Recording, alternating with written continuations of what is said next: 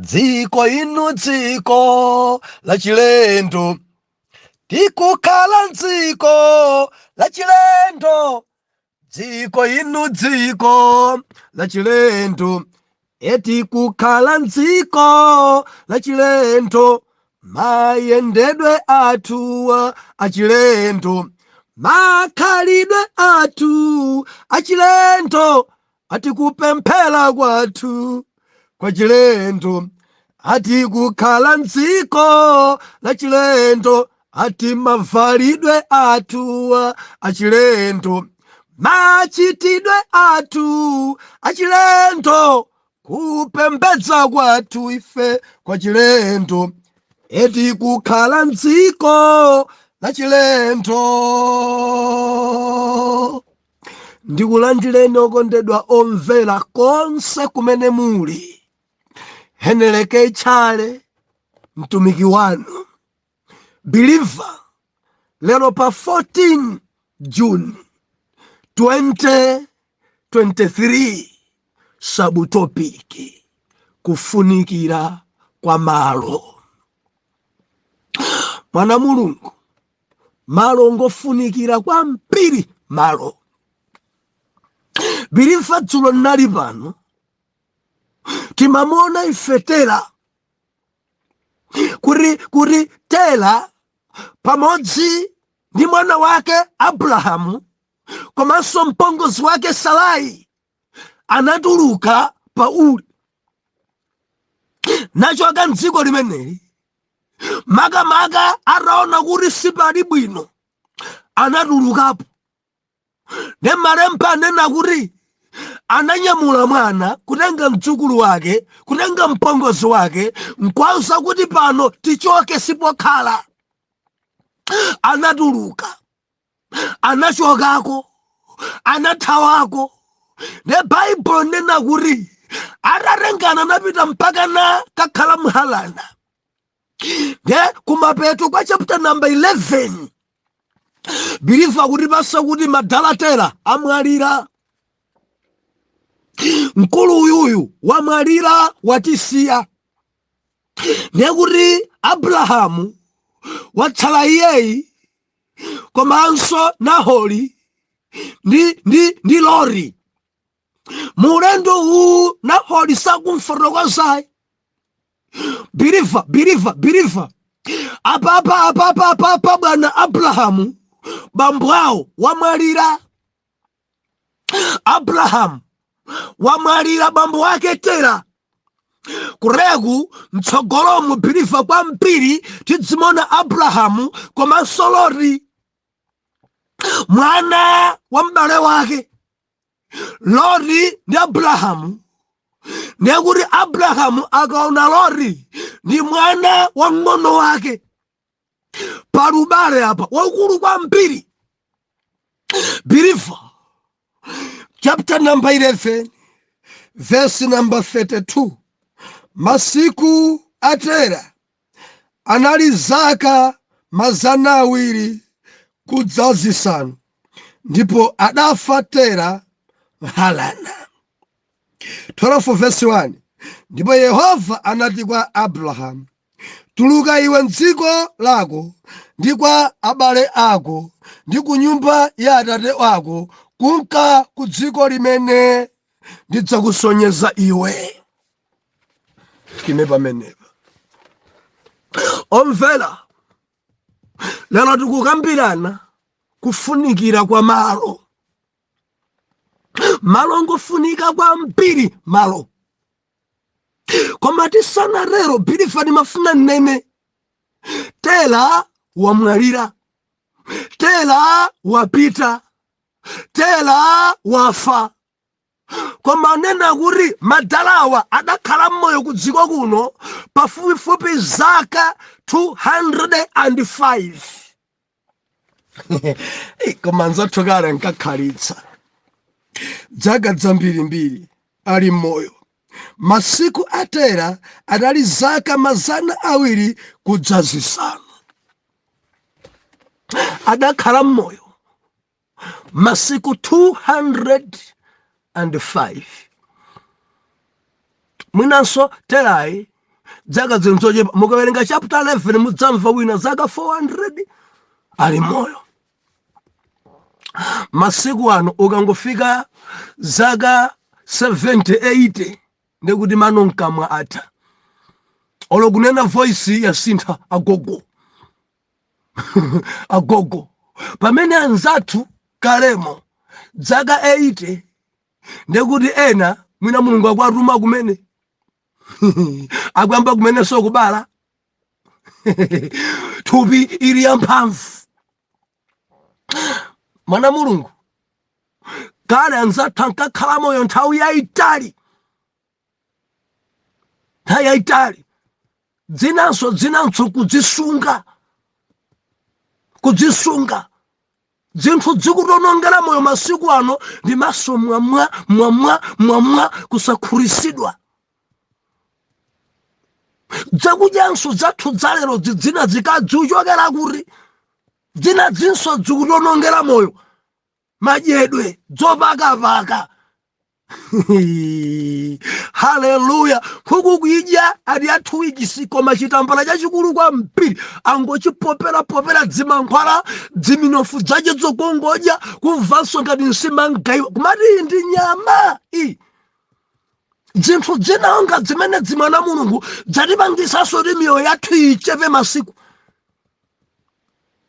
Zinthu zinanso kuchoka pamaso pa Mulungu kulowera kwa mtundu zaka zimachepesedwa.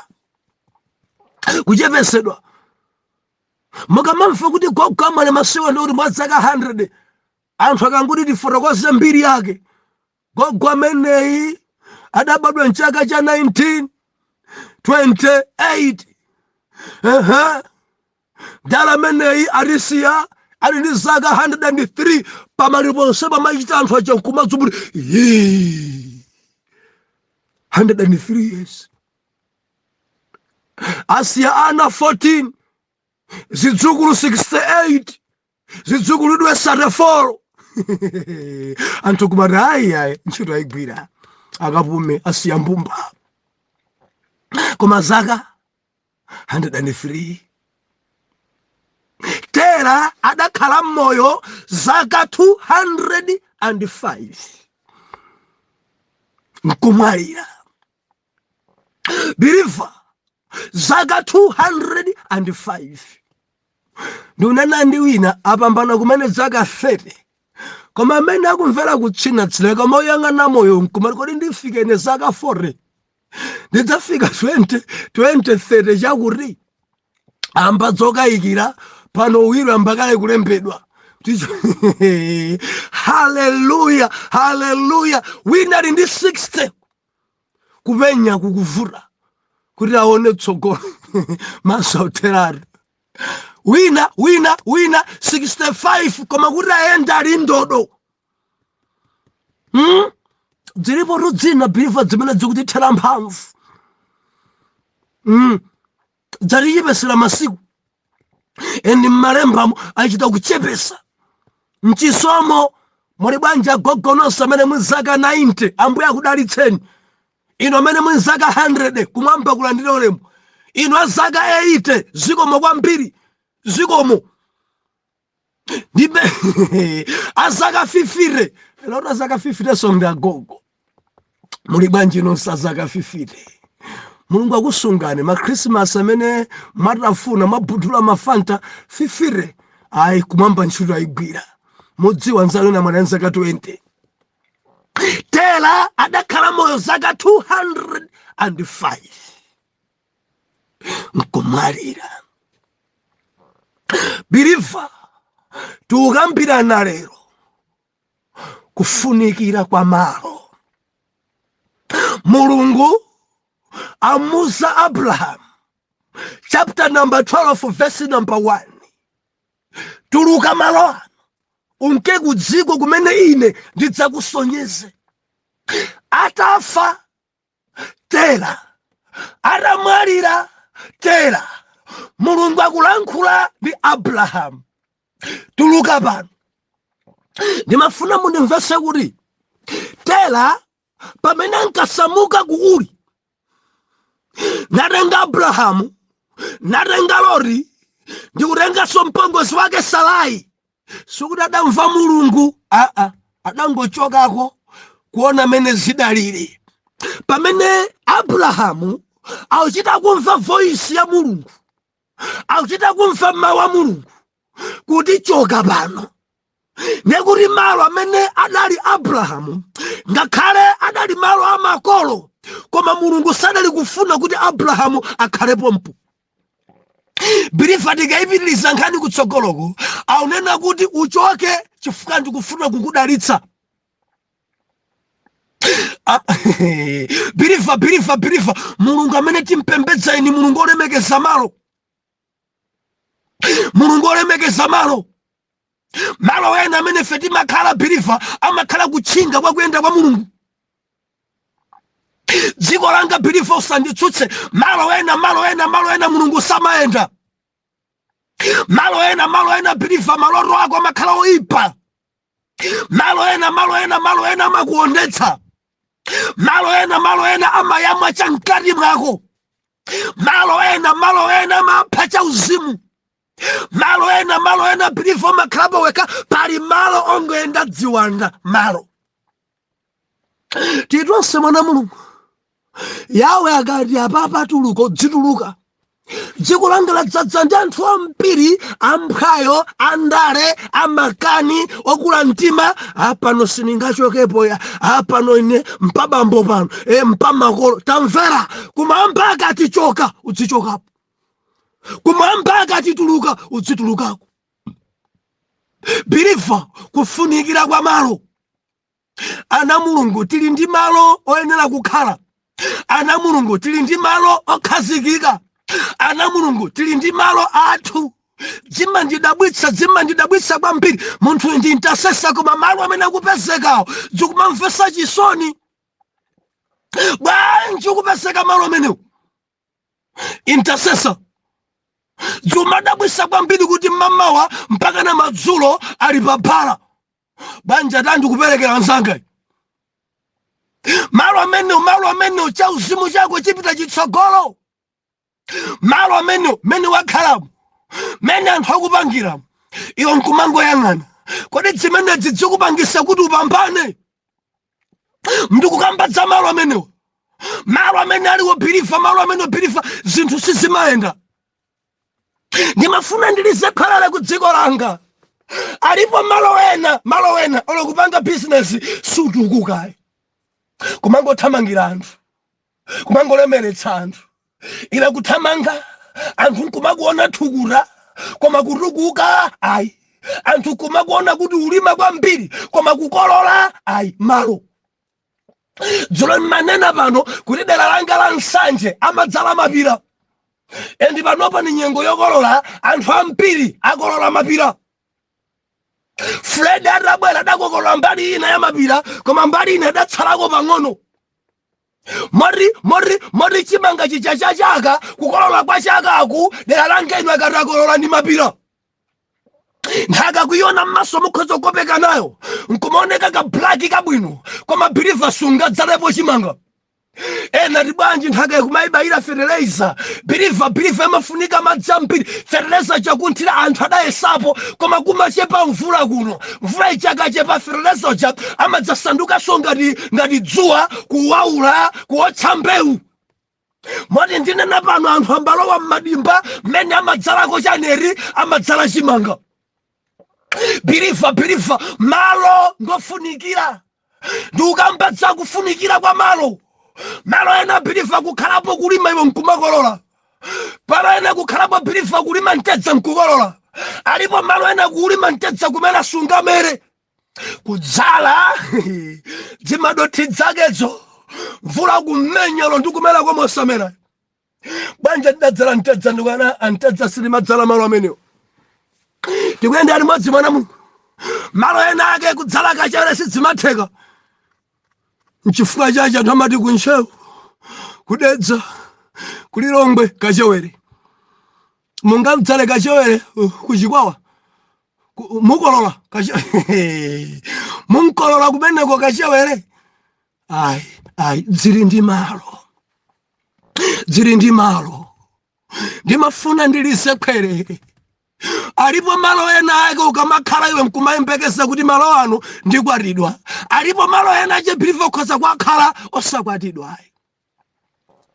Tsiku lina ndikuchokera ku utumiki kwa chapananga dzaka dzambuyodzo 2006 nde kunandidera ndali ndi nzanga timachoka ku utumiki nde tinafika pa rest house ina ndikufika pamenepo muli bwanji nonse amene mugwira ntchito ma rest house ndikupereka chitsanzo chabe.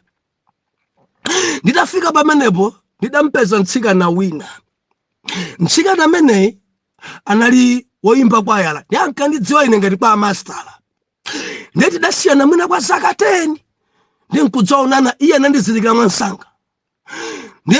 Ndikulowa ine andrende mochimwe akwaya master muli bwanji akwaya master ine kudzama ene mene ndi ndani ndi nkudza ndikumbusa mandiwala inetu ndi Grace ine kodi uchokera kuti nimachokera mudzi wakuti taimba tonse kwaya tilayi tonse chipembedzo chakuti mwandikumbukira no yes ndakumbukira ndiye pano uta ati panopa mpa mkolo wanga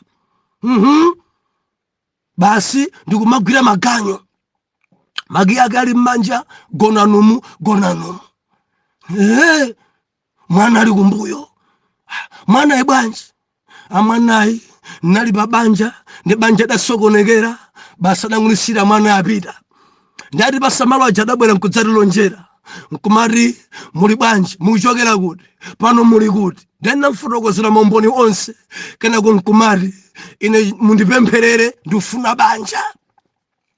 Ndiye mzimu era dandilankhula Believer ndikamba dzoti kumamba kudalankhula mulimbikitse. Ndiye namusa kuti ndiwe mtsikana wabwino kwambiri ndipo Mulungu amene kumpembedza wabwino kwambiri koma banja amene kuifunayo ndi malo ano dzivura kuti ngati ufuna banja malo ano utuluke. Idali message yopweteka dali message yowawa. Believer nena kuti Mulungu adalankhula ndi mtsikana ameneyi. Mulungu adalangiza mtsikana amene temeneyo. Malo mogona mwina chama 9 mateni Believer inafika mpaka na chama laundi 1. Tinapemphera naye. Misozi idagwa m'maso mwake. Ndikatuluka pano ndikapanga chani ndati nesindikudziwa koma Mulungu akakupasa chochita. Ngati pa mtima pako pali banja pita mawa mwache kutacha mwana Mulungu mayi uyu misozi ili m'maso mpaka na kwa ankolo ndupita makindi awa kwa gwanji andigwirire ntchito pano ati ndiloleni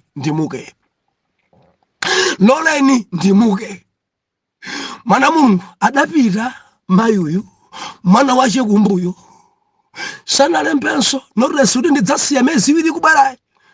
Mulungu akamulankhula mufu kenako uyu apitayo kumudzi kwawo ndipo nadusa pafupifupi miyezi 4 ine sadaonane naye.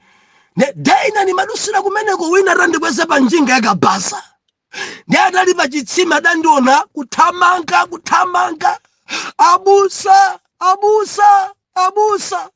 ine nkudzamuso akabasa tayima ndikumva kuyitanidwa akubwera mzimayi ali mchimwemwe. Mulungu wanu Mulungu amene mumpembedza opya.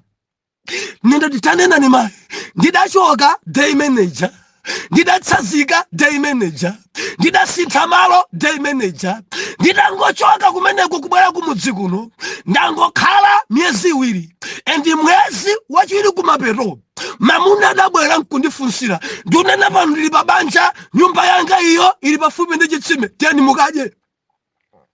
Believer kuno timaitanana chakudya tiyeni mukadye abusa tiyeni mukadye pa nyumba tiyeni mukaona munanga ndati ndachedwa kwa mpindu pita kutumiki koma ndikuyamika Ambuye kuti chimene chichita pa iwe nchopya koma sondumboni. Believer malo alipo malo enake kwakhala Believer sungakwatidwe chifukwa mentality ya anthu amalingalira kuti wagwira ntchito pano onsewa mahule Tukamba kwambiri malestra osanti midziwa. Mwina ntaoni mo mahotelo mu ndi mwina mobora anthu amanena kuti ndasukulu.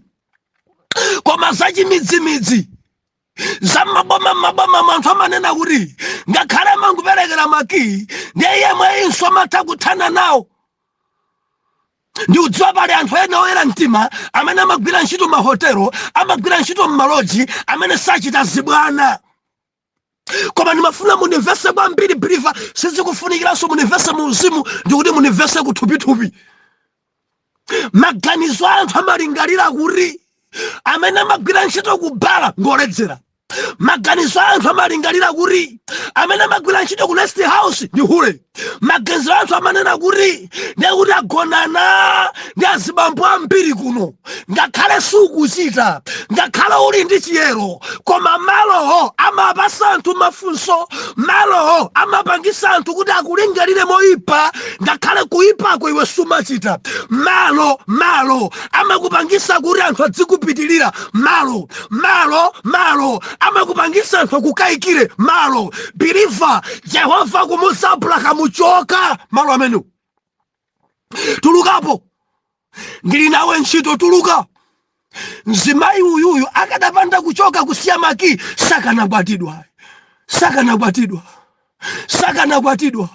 Sakadakumana ndi mamuna wake.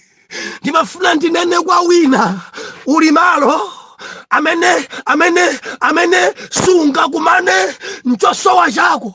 Malo ena amene bilifa uli dzumaka ikisa ndiwe mwana Mulungu, koma ntchito imene ukugwira anthu akunena kuti wagwira ntchito imeneyi sakhala olongosoka. Nthawi zinanso ana Mulungu tidzisankha ntchito kuti ntchito izizi kodi kudzigwa mati bwanji, kodi ntchito izizi anthu amaganisa bwanji. Ngakhale chiyerocho chilipo malo ena ake amakuyamwa. Mzimayi uyuyu dali mzimayi wolimba mtima wakwayala, koma atakhala pamalo pamenepa musiku mene anaulula.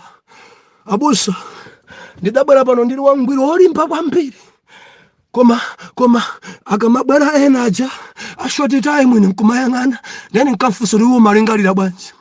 Ati pena kulingalira mosalongosoka, pena nkufika posilira, pena kufika podzitaya zilibe kanthu, pena buy and buy.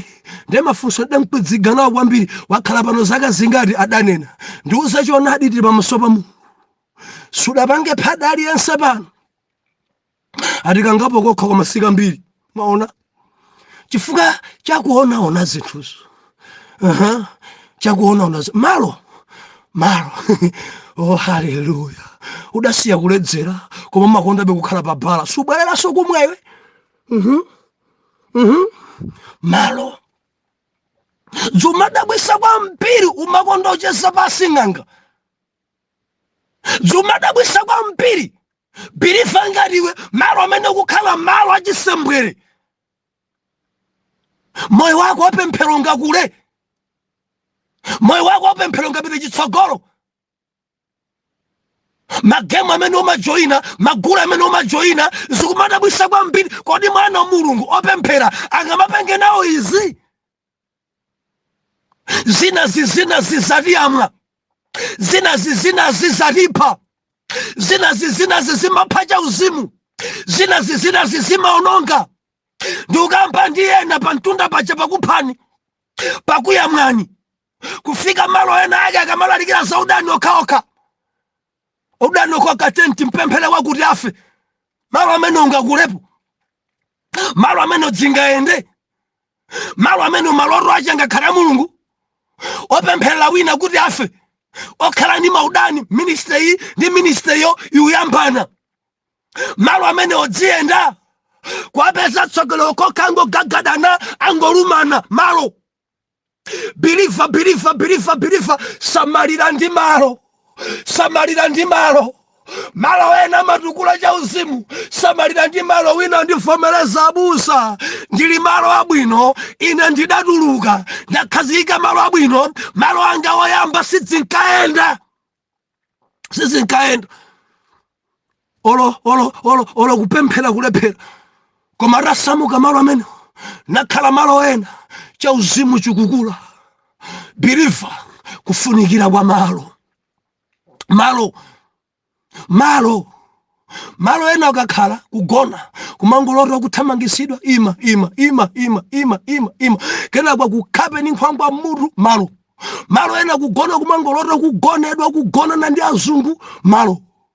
Ndi ukambetsa malo ndikunena ndi angata ndivomereza busa maloro anga alero ngamenewa kale ankalora kwa kupemphera kale ankalora maloro abwino koma ndikunena pano amangolota nsenzesa bokosi malo.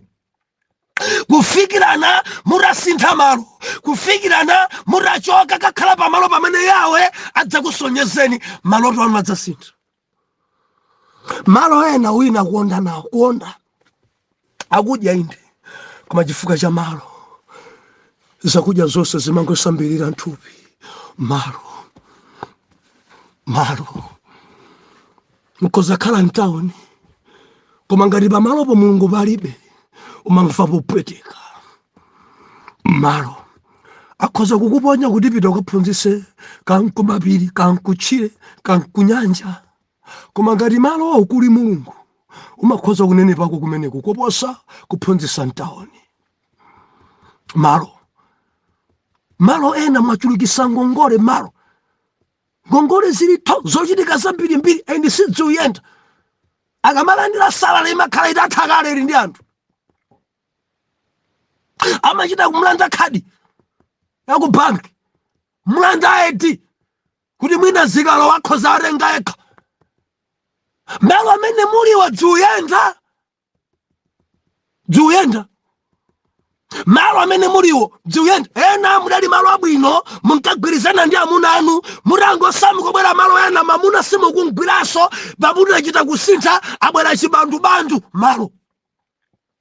Mkazi uja amene dali okhulupirika uja ku Malawi kuno omvera atangochoka Malawi ku South Africa amba udabwa mzibambo mkazi wanga nabanda najere naphiri wasintha bwanji malo. Ankavala zazitali koma chifukwa cha malo panongoenda nchafupanja malo. Atsanzira ena malo. Adali wa ulemu mkazi wa ulemu koma chifukwa cha malo mwana udalowa malo. Ndi ukambatsa malo biliva malo ngofunikira kwa mpiri malo. Nimafuna nilise kwe ana Mulungu tili ndi malo tikhazikike pa malo.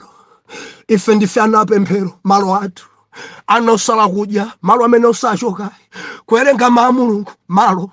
Ndi ukambatsa malo tikhazikike mmenemo tiyende mmenemo tipambana tigonjesa.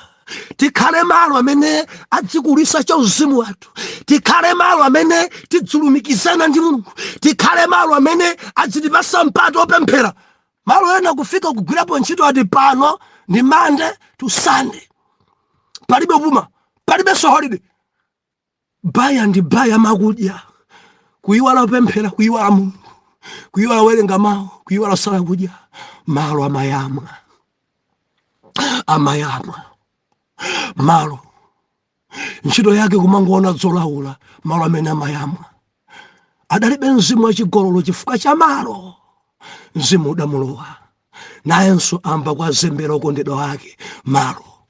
Adali mayi okhulupirika kwa mpiri uyu kutchalichi koma pano chifukwa cha malo adamuyamwa sakukhulupirikanso. Ankayimba kwayala koma adayisiya kwaya wayi malo. Ankalalikira ku Malawi kunachoka ali atumiki atalowa South Africa cha utumiki chidatha akapa santhu moni South Africa muli bwanji mtumiki atutumiki ku Malawi malo. Sakuvomerezanso kuti adalakula mpingo. Sakuvomerezanso kuti ankalalikira ku Malawi. Sakuvomerezanso pana adazithesa mpaka na kuyambana nawo wina akazanitchulaso mbusa ndidzanitchola kofi. Isadzamveso pano muli bwanji Tchale ine uchalede wano ku Malawi komweko kuno ndi ku South Africa kuno ndi ku UK kuno America kuno nisamveso wina da muli bwanji alaliki muli ba inu ndikunja kuno tiombera nako kuno kumadabwa kuti wafika poombera malo. Akuyikana dzina la Mulungu malo. Afuna dzinjoya malo. Anali intercessor wankasala kudya nkukwera phiri koma malo adawayamwa malo. Anali odalirika ku ministry koma malo adawayamwa. Adali chipona koma chidayamwidwa ndi malo. Adali chipona cholalikira koma chidagwa pi malo. Adali mkazi modzi koma akazi achuluka atalowa kunja zibwenzi pwirikiti malo. Bilifani mafuna nene samala ndi malo. Malo ena amakupha chauzimu. Malo ena amakulanda chuma. Malo ena amasokoneza banja. Malo ena message ya Mulungu simafika. Malo ena amakuonetsa. Malo ena umakumana mikwingwirima. Malo. Sintha malo. Chokapo. Tuluka onga Abrahamu. Mulungu anawe ntchito. Choka kumeneko. Mulungu anawe ntchito. Tuluka. Mulungu sachita mpaka notachoka pamenepo. Umfane naye. Atare. Mwana wanu inkomereni mtima. Ali malo amene simungathe kulankhwana naye. Ali malo oyipa kwambiri. Mthandizeni. Ndikudziwa mwina ntchitoyo. Mwina anali wodalirika koma chifukwa cha malo amuyamwa. Mulungu zidatha nkati mwache mudzadzadza devo tate masuleni mdzina la Yesu Kristu. Amen and amen.